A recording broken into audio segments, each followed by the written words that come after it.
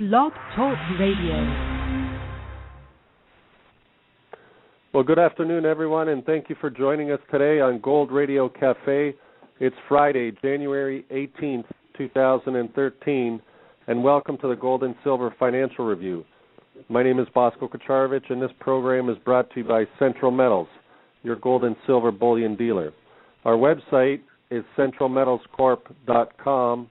Our phone number is 800-649-6722.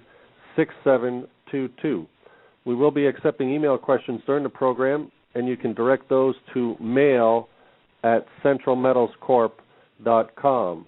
And if anyone wanted to call in during the program, the guest line is 714-364-4707. Again, the guest line is 714-364-4707. We have some pretty interesting movements in gold and silver today. Right now, gold is at $1688.99. Silver, let me just get up here, is $31.85. And let's get the stock indexes also. We have the S&P at 1476.96. It's down 3.98. The Dow Jones is 13,580. It's down 15.98. And crude oil is at 95.45. It's down about 50 cents. So the markets are kind of mixed today. And we have our regular co-host here, Jeff Dunphy from Calgary. What do you make of what's happening this week, Jeff? Well, Bosco, we've got as always, we have the unfolding of some interesting events. We've had the Bundesbank ask to repatriate its gold. We've had Greece is needing more money. We've got Spain and Italy are on their what's the phrase, Bosco? On their back with their feet in the air. Their economies are falling, and their PR departments are busy. We've got the trillion-dollar debt bomb that's facing both the euro and the U.S., and we've got the continuance of the denial of how to deal with bad debt. And then we have France has decided to launch a military action in Mali. Yeah, it's never dull, is it, Bosco? No, never dull. We try and keep on top of everything. One thing I'd like to discuss is the Germany gold repatriation. Right. Yeah, that seems to be quite a popular topic this week, and I think it is significant, obviously, for the gold market, and they're. I don't know if they're taking a look at what Hugo Chavez did. I don't know if it was last year or the year before, and but it seems like that people are starting to lose trust in the central banks and everything, and they're want their gold in their own backyard. Well, there's a very interesting statement or declaration made by J.P. Morgan some years ago in the early 10s, I suspect. And it was in the early 1910s, not in our 10s. And it was, gold is the only real money. Everything else is debt. And we have said this over and over again, and that is that fiat currency is sliding. Now, I want to talk a little about my perspective, or collectively our perspective on this repatriation of gold. And let us posit a couple of questions, Bosco. The first being, is this a breakdown in confidence between countries? Is there whispering going on that goes something like this? Jean-Pierre, we are holding a bunch of gold of Germany. When was the last time we audited it? Oh, we don't audit our gold. We lend it out, and we hypothecate it, and we rehypothecate it. So really, the 10 tons, 100 tons of gold we have, we just multiply it by 10 or 100 times. So really, we have 100,000 tons of gold in there because we've doubled and tripled and quadrupled and 100 times hypothecated it. Oh, well, what happens if anybody wants it back? Damned if I know. If they do that, it's going to be a bit of a pickle. So all of a sudden, Germany in the hangover of the Weimar Republic, which happened 80 years ago in the 30s, just after the beginning of the Depression, the Germans go, well, we need to at least take some of this gold back to make justice look like it needs to be done, because there is a bit of a hue and cry out there. And so why don't we ask the U.S. Fed in New York, and why don't we ask the bullion bank, if you will, in Paris to give us some of this debt back? Because in all fairness, I'm not sure whether we trust them or not. One of the things that happens, Bosco, typically in terms of a bunch of the, forgive the slang, but a bunch of the greedy bastards, they start looking at each other so full of distrust that nobody trusts each other, and then it's just a function of it sort of eats itself or implodes. I think the repatriation of this money to Germany is, one, to allow the populace, the population or the electorate, to see that something's being done about it, and two, there may be some people on the inner workings, Bosco, who are starting to mistrust everybody, because they start to look at their own actions and say, man, if we're doing this, if we're lying and stealing and thieving and pretending everything is okay, I wonder what they're doing. I don't trust them. Let's go get our gold. What do you think, Bosco? Yeah, no, I think, what it reminds me of is, in the movies when you have like a hostage situation or for a ransom, you let my gold go first, or you let this guy go, don't shoot him, and then I'll give you the money. And then they say, no, you give us the money first, and then we'll let the guy go.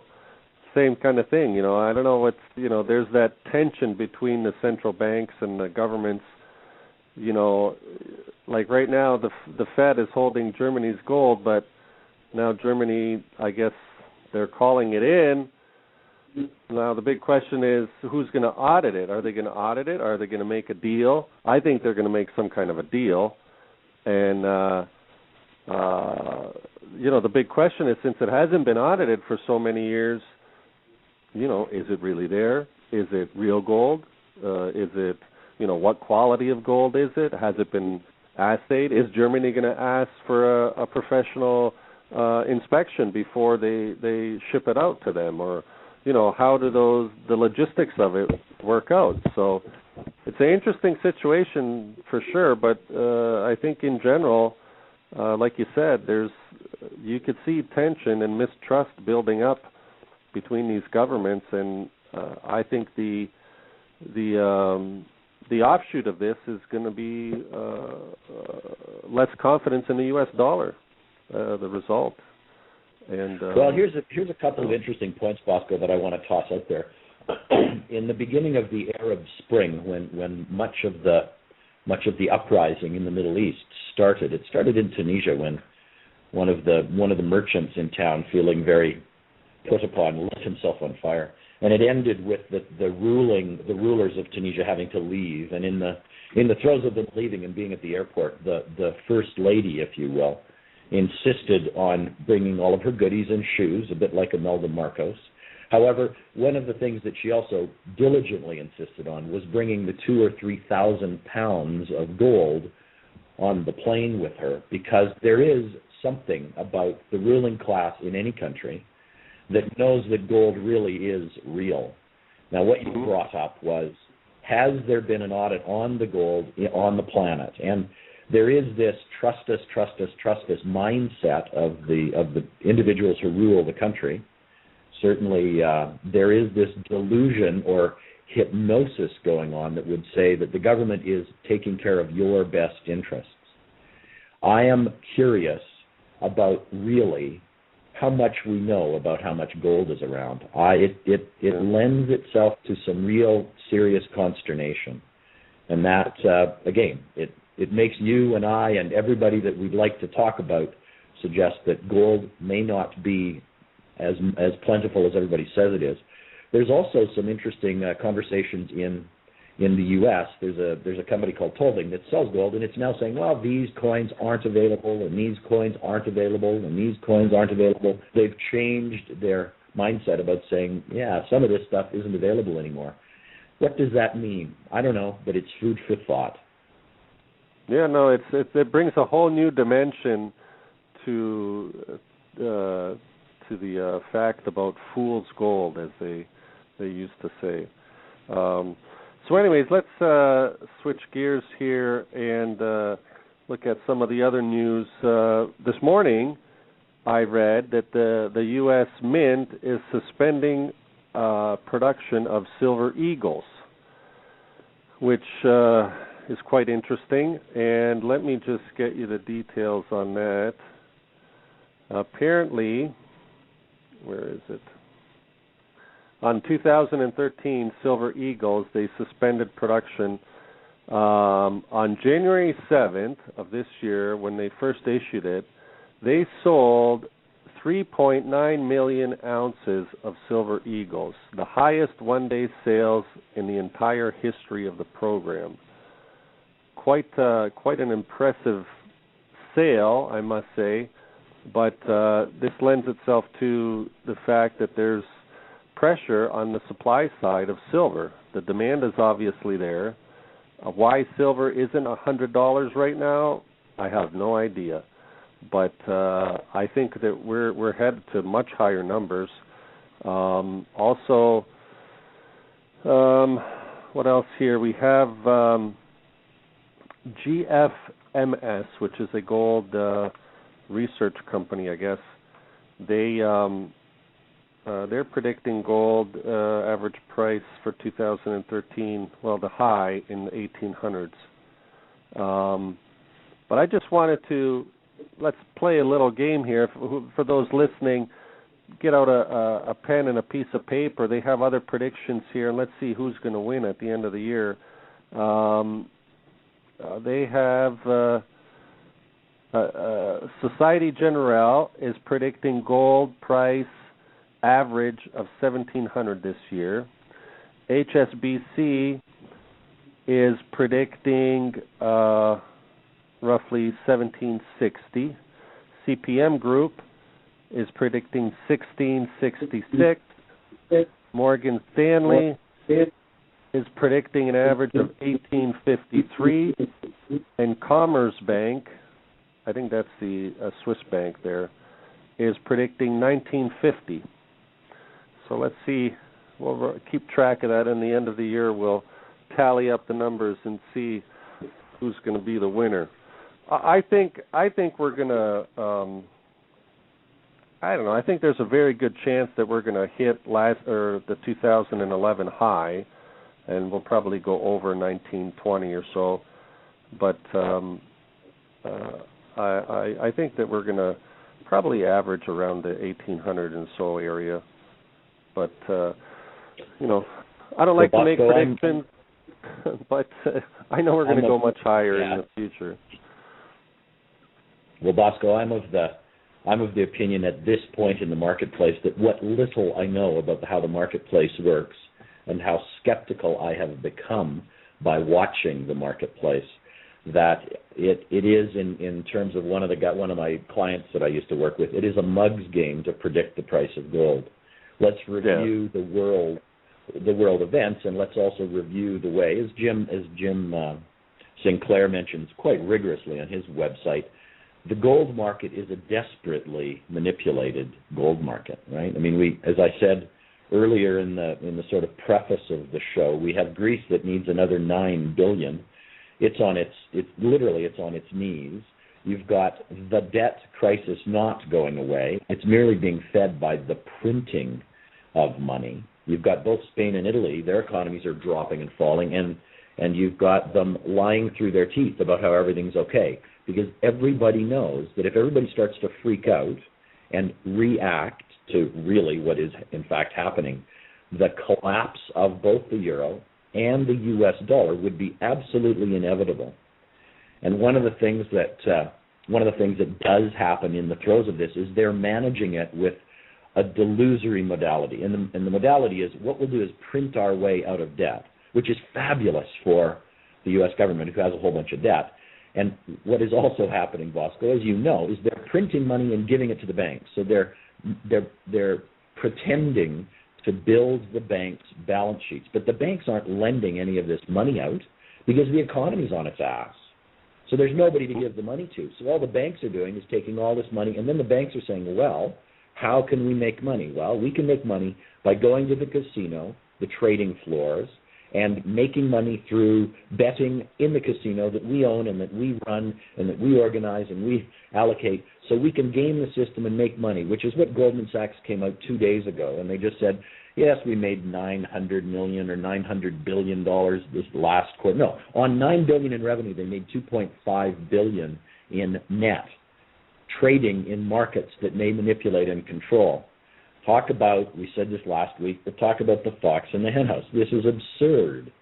So one of the ways that we've all spoken of on how to deal with the silly debt situation is to call a spade a spade. Pay attention. There's a whole bunch of bad debt. It needs to be written off. None of the politicians want to make that declaration. They all want to fall into group think, and they all want to just print money because that's what everybody's doing, and it also is politically safe for them until somebody throws them under the bus, and until somebody, some traitor perhaps, some rogue traitor perhaps, declares that the emperor has no clothes. And then the cliff that they talk about the fiscal cliff in the U.S., but there's also a fiscal cliff going on in Europe as well, because Mario Draghi just said, we'll do whatever we need to do to support the euro, which means printing money. You cannot print money in perpetuity, as Jim Sinclair says. So it does get to be a mess. Sorry for that rant, Bosco. What are you thinking? No, yeah, I agree. They're stuck in a box, right? And they don't have very many choices. They can't stop printing, so it's, they're scrambling now. And all the people that are in control, I think they're trying to siphon out as much as they can from the system, because they know it's going to come unglued sooner or later. And the people I think the people that are mostly going to suffer are the middle class. All the high-paying jobs are being sent overseas, and offshoring and outsourcing and globalization and all that kind of stuff. And all things put together, the common denominator is a lower standard of living, and I think that that's going to be the end result, is that we're going to have to get used to it, because I think our high standard of living is making its way over to the east. Asia, I think, is growing. Their standard of living is getting higher, and just recently, like in October of last year, Singapore passed a new law to make gold and silver bullion tax exempt. So I think them and Hong Kong, they're obviously, working their way to become the next major precious metals trading hub of the world. And I think they got a good chance of competing with Chicago and New York. So, that's where everybody knows that China's been buying gold for years now. They're promoting gold to their citizens. And unfortunately, I just think that that's where everything is headed. And as you know, I interviewed Jim Rogers earlier this week on Tuesday. It was quite a pleasure to talk to him. It was just a 10-minute interview, but he's been promoting China for years, and he actually picked up his family and everything and moved out to Singapore. So he's not only talking about it, he actually took the big step and moved out there, because he thinks that's going to be the best future for his children. So I don't know, unless they make some major changes in the U.S. Here in Canada, there's really, we don't talk about much what goes on in Canada, I guess, but we probably should a little bit more. But a lot of it hinges on the U.S. because we're so tied to them in the trading arena with our, as a trading partner and so on. So I think looking at the U.S. and what's happening over there is significant to the future of our economy. But I think we're doing okay. We have a strong natural resource base and agriculture and so on. But if the U.S. goes down, we're definitely going to feel the pressure. So, Well, there's no doubt, Bosco, that I think I think globally the economies are slowing down, and I think one of the things that the economists, but also the politicians, and the politicians urging the economists on, which is what I think Tim Geithner just came out and said, oh yeah, our economy is just starting to step into recovery. Well, while again it's management of perceptions, it also speaks to this delusion that there will always be another place that we can sell our goods and services to, and the Chinese demand and economy are falling off. The BRICS gang, as we know, they're just not, that's Brazil, Russia, India, China, and South Africa. Their economies are not robust. And I think the mindset of people generally is one of retraction as opposed to expansion. Now, those things are hard to fight because of the lack of confidence in what's going on. Now, when it is global, where do you turn? What country do you go to sell your goods? When the entire globe, as we become more and more and more interconnected, it starts to withdraw more and more and more. Oh, I know what we'll do, Bosco. Let's send a bunch of multi-million-dollar planes into Mali, because we have some people there that we need to start spending some money. Maybe the way to make money now is to start wars somewhere so we can invest in military companies. I don't know. The skeptic in me, Bosco, sometimes is just shakes my head and goes, "My God, what is happening here?" Well, the military-industrial complex has been alive and well for many, many years now. So, anybody can just pick up a history book and read the, unfortunately, that's, like you said, that they look to start wars, so because there's no other solution to make money. So somehow they'll, it's sad, but unfortunately, that's just the way that the world works. And you mentioned Tim Geithner recently. I think, he's on his way out, I guess, as the Treasury Secretary, and Jack Lew, I believe, is on his way in. And from the blogosphere, I guess, they really don't have much confidence that the new Treasury Secretary is going to make any significant difference or do anything to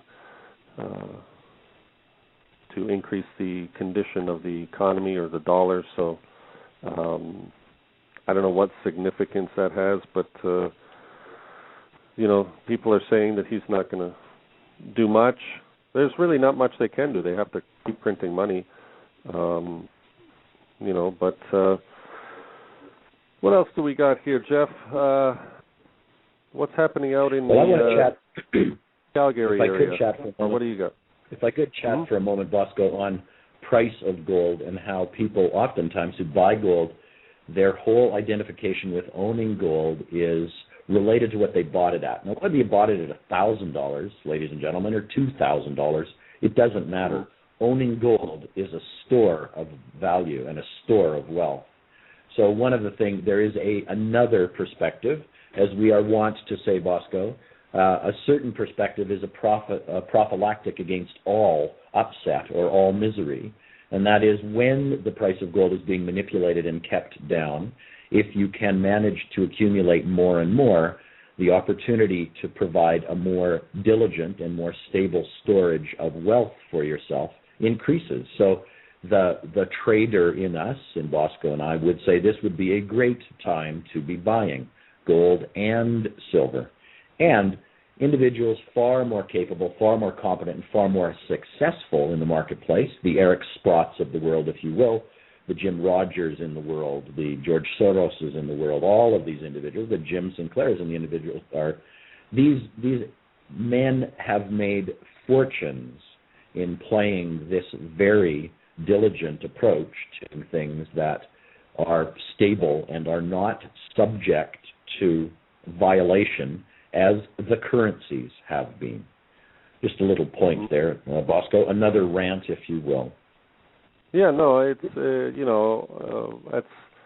I tell my clients all the time, it's you don't go to gold to really make a profit because all things considered, you're just preserving your purchasing power and your standard of living. I mean,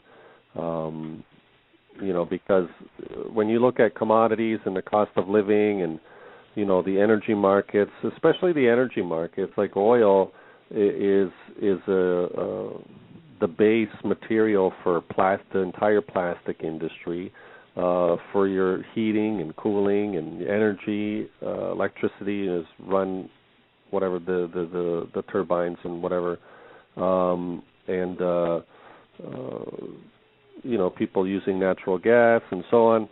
So when you factor in all the agriculture and the energy and everything, and you want to put it into one component as a standard of living, okay, because gold is kind of it's real money. It's the best form of money, but it also is considered a commodity. But it's a unique commodity because it's not consumed.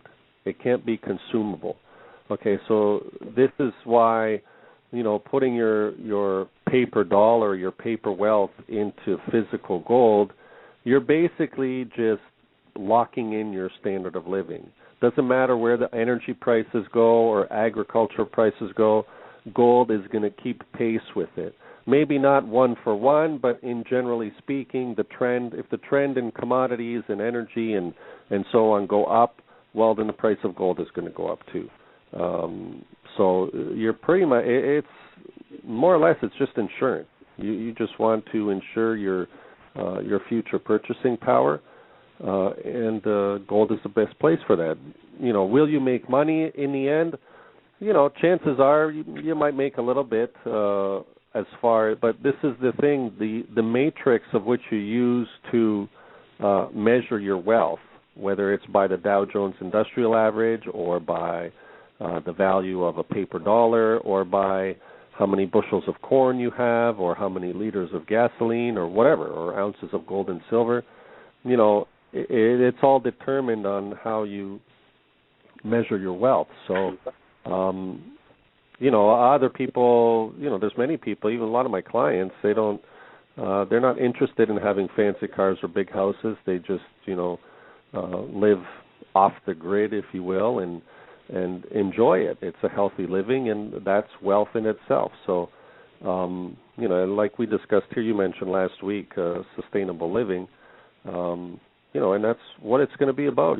People need to understand that, the system is now, working against you, and living standards are going to be under pressure, and we're going to, until those jobs start coming back and manufacturing and everything, I think we're going to have to somehow figure out a way to maintain our standard of living, and that's a big problem. I don't think we've experienced it here, maybe before, but not too often, not in my lifetime anyway. Well, I think one of the things that we do bring up at times, Bosco, and we haven't actually chatted about the historic significance and the historic position of gold and silver, but it also brings up a topic that I want to further illuminate, and that is this. History, Churchill said this or coined this, I'm sure he heard it from some philosopher way back, but what you don't know about history, you're destined to repeat. So if you can see down the road by looking backwards, if you will, metaphorically, and you can see all the potholes, you can avoid them. If you are not familiar or aware of historic events, you are destined to repeat them. So you go and stumble along the same road. Now, one of the things that happens, and one of the memes that we have in society, is this modality or thinking or given, if you will, that thousands of years ago, if not 5,000 years ago, they were all a bunch of dummies, and we've been getting progressively smarter and smarter and smarter as time has gone on. And that's just nonsense. There is a new thinking or a new approach that would suggest this. According to the law of periodicity or the law of cycles, we will have a civilization, whether it be the Roman, whether it be the Greek, whether it be the Egyptian, whether it be the current American economy, or whether it be the British Empire. We have a cycle where it starts, it rises, it becomes powerful, it does all kinds of brilliant, wonderful, creative things. It reaches its peak, and then it starts to decline, the rise and fall of empires. So the historian in me looks back on the rise and fall of empires and what little we know of them, because merely looking through our faded or our opaque glasses of retrospection, we oftentimes paint what we want to see on the civilization, but it is unequivocally accepted, I think, in most civilizations, that they have always used as their currency, as the civilization is in its robust years, gold and silver. It's been used for a long time, Bosco. And as those civilizations start to decline, as they start to get onto their knees, as they start to succumb to the greedy bastard syndrome, which Bosco and I have been yabbering about for some time now, the creation of fiat currency and the lack of the use of gold and silver, or the salting of gold and silver. So now they're no longer gold coins, but they're nickel coins, or they're no longer silver coins, but they're brass coins. Whatever. What they do is they start to use the mindset of let's create a different kind of currency, because gold and silver are finite and they can't be mined, but there may be other coins in there that we do, or even paper or notes or whatever. So historically we've seen, for the longest of time, gold and silver as a valid, robust currency as the civilization is generating along. And in the declines of civilization, which I dare say we are in the decline of one era because of the obscene amounts of greed, if you will, or selfishness, if you will. And I think that is indicative of what we've been saying for some months now, and that is, I think our currency, our fiat currency, is destined for a fall. It's not a function of if. It is only a function of when. And this brings us back to, what does history tell us? Well, pay attention to history. Currencies have a limited life. Gold and silver, as the use of a currency, always comes back. What do you think about those apples? Oh, it's definitely, you hit the nail on the head. I mean, that's what it's all about. So, paper currencies are, just the based on the good faith and credit of the government that's issuing it. And so you have to take that into consideration. And, when the government was issuing currency in gold and silver coins, I think they were much more stable and sound. Even one interesting fact that regarding this issue with the Silver Eagle coins at the U.S. Mint, maybe not a lot of people know, but the U.S. Mint is only allowed to buy gold and silver. I may be correct on gold. I'm not sure about gold, but I know silver, they can only buy silver from U.S.-based mining companies. So that's one thing to consider when the U.S. Mint says that they're suspending production on silver. That means that in the U.S. that there's definitely a short supply of silver. Is that something to consider globally? I would imagine yes, but the U.S. isn't the biggest producer of silver in the world, so that's something for folks to take into consideration when they're reading news like that, because there's always, that fact you got to read between the lines and be skeptical of all kinds of news. But there's still a lot of there's silver out there. Should we use the fact that the U.S. Mint is running short as an indicator of a high demand? Probably, because there's a big market for silver in the U.S., and I know that a lot of my clients are buying silver, and it's been very popular over the past few years. So that's one. Well, the other thing that we propagate, Bosco, is there is an incredibly important aspect of self-reliance. There's also an incredibly important predisposition towards seeing what is, not what you want to see. And I think we do have a bit of a hypnosis, or as we've coined the word, Bosco, ignorance, as opposed to ignorance. We have this ignorance of the facts because the media, the politicians, the economists, the guys who run the money, they don't want you to wake up to this. They want you to be, as we've coined previously as well, Bosco, they want you to be sheeple. And consequently, we're not prepared to be sheeple. We'd like to turn the lights on. We would like to cast aspersions at what they want you to think and give you the opportunity to see that they may have ulterior motives. And those motives aren't necessarily your best interests. And that's something that is always food for thought, because believing what we say is not our agenda. Our agenda is to give you food for thought so that you can understand more about it, so you can make your own decisions, your own investment decisions, your own perception decisions.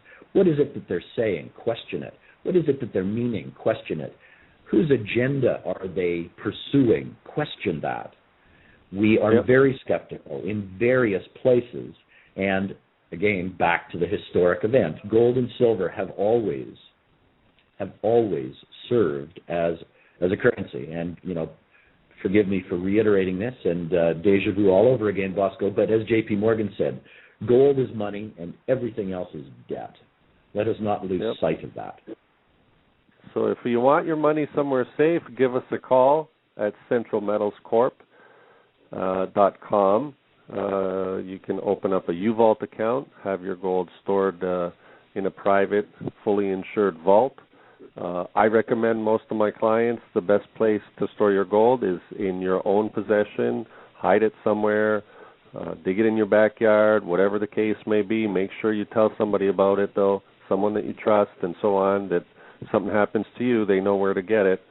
The next would be a private vault like what we offer here. And then after that, you can go to a, safety deposit box in a bank or other methods of storage. But the first thing you want to do is take possession of your gold. It's not suitable for everybody. I know we have a lot of clients that are elderly or live in an apartment and so on, and they don't feel comfortable storing gold and silver at home. So we offer the U-Vault account for private storage, and also it's a globally accessible vault, so you can store your gold in various countries around the world.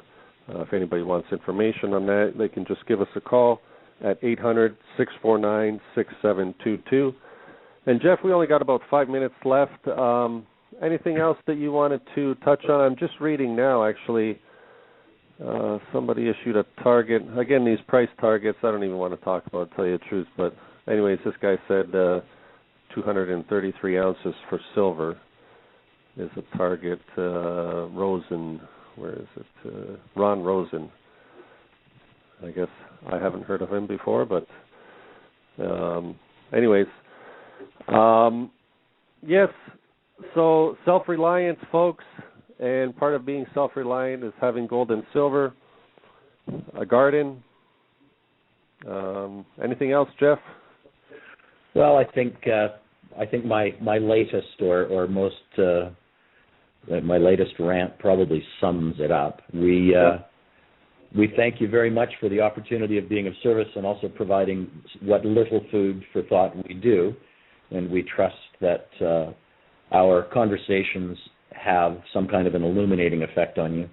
And again, please pursue self-reliance and pay attention to what's going on, because it's not a question of if, it's merely a question of when.